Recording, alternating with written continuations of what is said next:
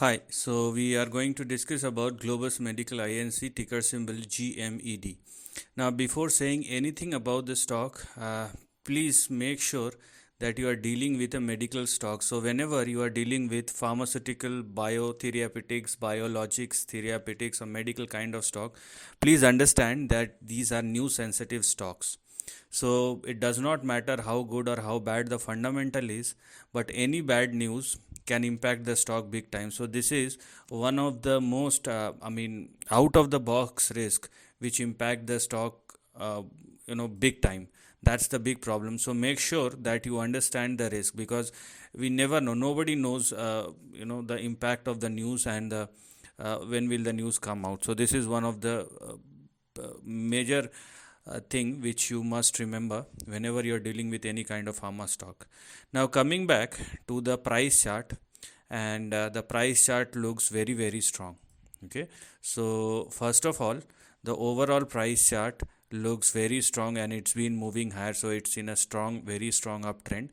More than that, we have a fresh breakout that has happened at or above these two levels. So the stock from the highs of 2021 has corrected or consolidated, and thereafter you will see a price recovery which has already done or completed, and the stock make a move where it is now trading at or above its previous highs, and it is a fresh breakout that has happened at or above 86.77, or let's say $87. So because we have a major breakout which has impacted the overall trend, so obviously we are going to talk about the big trend. Now here, do not go below 87, which is now your support, and 80 on the downside as far as the stop loss is concerned. Now looking at the kind of momentum, you can clearly see the momentum is stretched. It does not mean that the stock will started falling lower, but it will put a break as far as the upward momentum is concerned. And that's why, if you have already invested, or if you have invested, if you want to invest, so if you have already invested, you have to keep an eye on it. And if you want to invest, then instead of going all in a single time, you will go one tranche, then focus on the price behavior, then go for the second tranche. This will be an apt scenario, because if you are looking, as I told you, the momentum has stretched quite a bit, and any slowness in the momentum does not always mean that the stock will move lower, but it does mean that the momentum will I would say will slow down, and you will see slight deceleration. So that's the big problem, and we cannot say it may be a time correction, it may be a price correction, it may be that the stock is going nowhere.